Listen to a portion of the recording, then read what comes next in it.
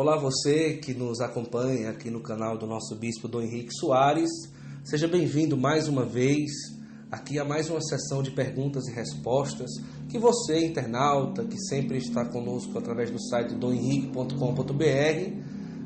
manda a sua pergunta, a sua indagação. Dom Henrique, sua bênção, mais uma vez, bem-vindo, alegria estar aqui com o Senhor. Deus abençoe, Guto, Deus abençoe a você. A gente não consegue mesmo cumprir aquilo que prometeu, que seria toda sexta-feira fazer um momento como esse, mas tenha paciência, a culpa não é do Guto, a culpa é do bispo, que não tem tempo, está certo? Então, aliás, o bispo não devia nem se meter com esses compromissos digital, mas paciência, faz parte da nossa missão.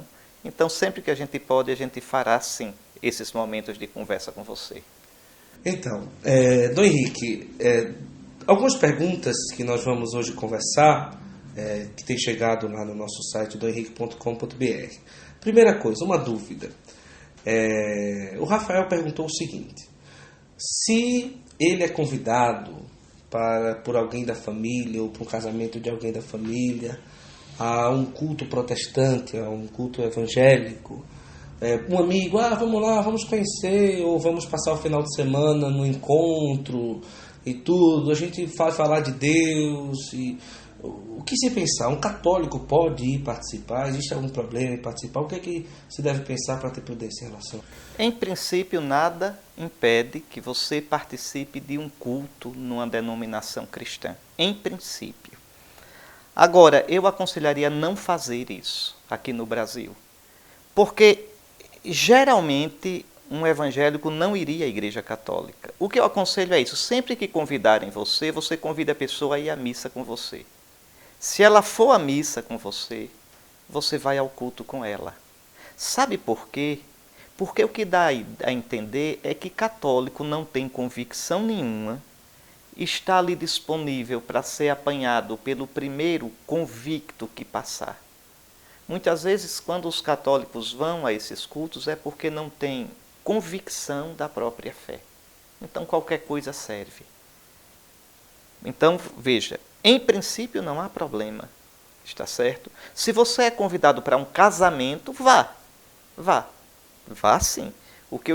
Isso que eu estou dizendo é ser convidado para um culto, para conhecer. Não precisa conhecer. Você conheça a sua igreja católica, conheça bem o catecismo, a Sagrada Escritura, conheça a sua fé.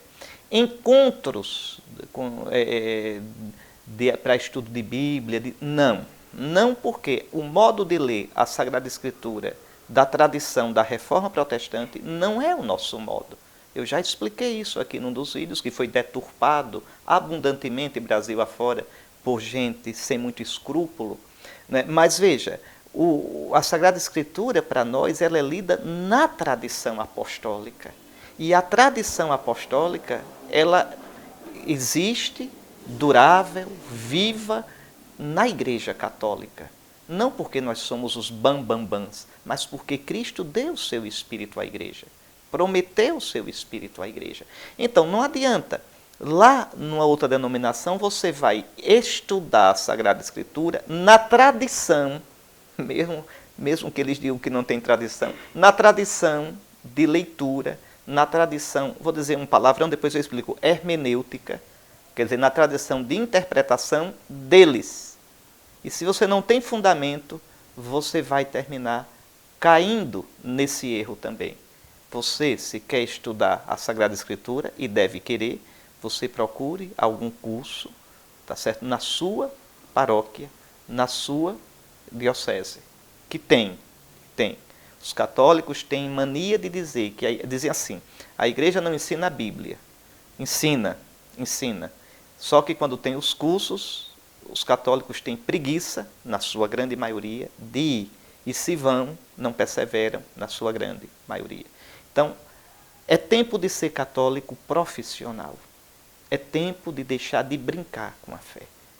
Então, católico de corpo inteiro, aberto, respeitoso da fé dos outros, mas firme na sua fé. Firme na tradição apostólica, firme no que o catecismo ensina. Quaisquer assuntos que vocês escutem falar e queiram saber o que a igreja pensa, estão no catecismo. Então, católicos que realmente sejam homens, mulheres, coerentes com aquilo que creem.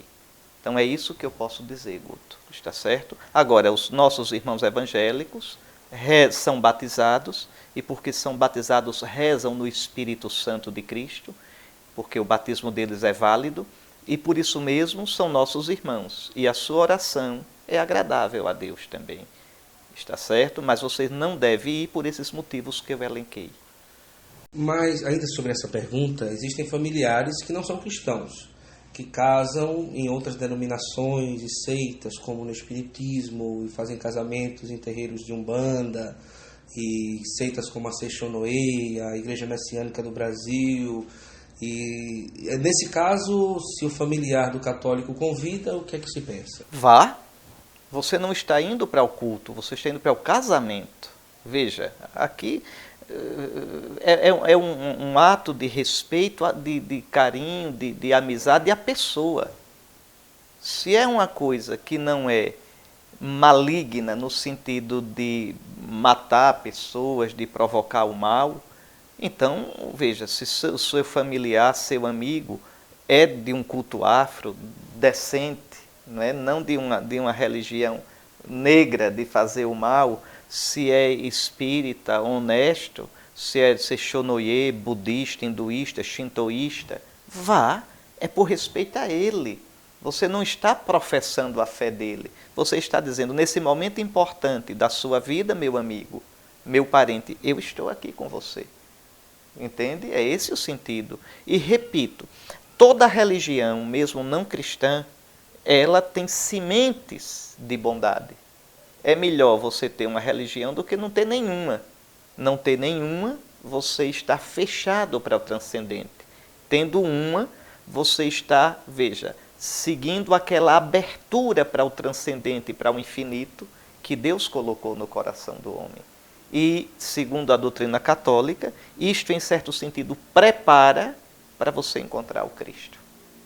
Compreende? Então, as religiões em si, elas não são más, apesar de conterem erros, insuficiências, mas não são más em si. Vá, não tem problema algum. Agora, nesse sentido que você está colocando. Outra pessoa perguntou o seguinte, ele é católico, vai casar com uma moça que é protestante, que é evangélica, e perguntou, no dia do casamento, ele convidou um pastor evangélico para assistir o casamento, para participar da cerimônia, como se fosse a representação da igreja evangélica na hora do casamento e da igreja católica, o padre assistindo o casamento. Teria problema em fazer isso? Só para você entender. Primeiro, segundo a doutrina da Igreja Latina, Igreja Católica de rito latino, os ministros do sacramento do matrimônio não é o padre, são os cônjuges. Então, são o noivo e a noiva que fazem o casamento. O padre é a testemunha qualificada, primeira coisa. Segunda coisa, um casamento de católico tem que ser segundo o rito católico. Não é? Se é com uma pessoa de outra religião ou é cristão de outra denominação, tem que ter uma licença para isso. Então, veja, nesse exemplo que você está dando, pelo que eu entendi, o casamento será no rito católico, na forma católica.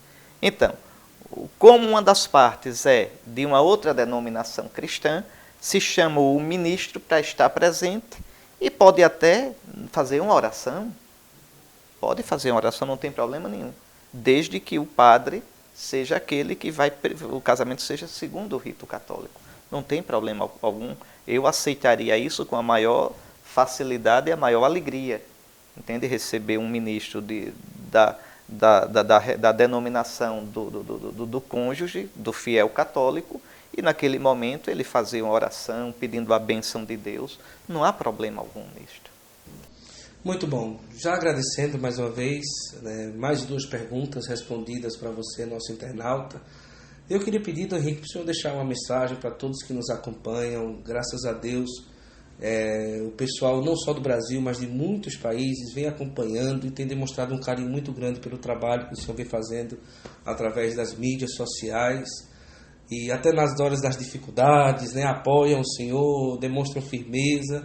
Eu queria que o senhor deixasse uma mensagem para esse povo. Bom, quanto à dificuldade, até hoje na internet eu não tive nenhuma. Graças a Deus, eu já tenho mais de 10 anos de trabalho na internet e, graças a Deus, às vezes tem um ou outro que deturpa o que eu falo, mas isso não é dificuldade. Quem trabalha com a internet sabe disso. Eu só peço a quem me escuta duas coisas. Primeiro, que se querem saber o que eu penso, leiam os meus textos e escutem esses vídeos ou áudios. Ali está o que eu penso. Né? Porque é muito comum, às vezes, na internet, cortar uma frase, descontextualizar. Mas o senhor escreveu isso. Escrevi, mas está num contexto. Num contexto, foi numa época, diante de determinada coisa e em um texto maior.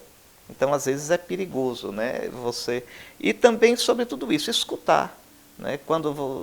E uma coisa que eu peço muito para vocês, não só com os meus áudios e vídeos, ou que leem, mas como exercício mesmo, de leitura de texto ou de interpretação do que os outros dizem. Escutem o raciocínio todo de uma pessoa. Porque às vezes é meio frustrante, a gente escreve um texto e os comentários, depois você diz, mas essa pessoa leu o que eu disse? Porque parece que não entendeu nada. A gente é muito, eu vou usar uma expressão alagoana, eu sou alagoano, afogueado, entende? É tudo muito... Então a gente lê como quem come, engole sem mastigar. E aí já vai comentando. Não. Pelo menos o que eu falo e o que eu escrevo, eu gostaria que fosse refletido, né? Que a pessoa ouvisse e refletisse. Porque eu quero, esse trabalho meu é para ajudar você a ser um cristão mais verdadeiro, um católico mais convicto, um ser humano melhor. Então esse é o sentido. Então é isso que eu espero. Eu jamais vou aparecer batendo na Bíblia ou rosnando feito leão ou uma hiena. Jamais, né? Porque sou bispo, não sou palhaço. Então eu gostaria muito de ser escutado com a seriedade com a qual eu falo. Deus abençoe você. Deus abençoe a sua fé e a faça crescer cada vez mais. Muito obrigado a você que nos acompanha e até a próxima, se Deus quiser.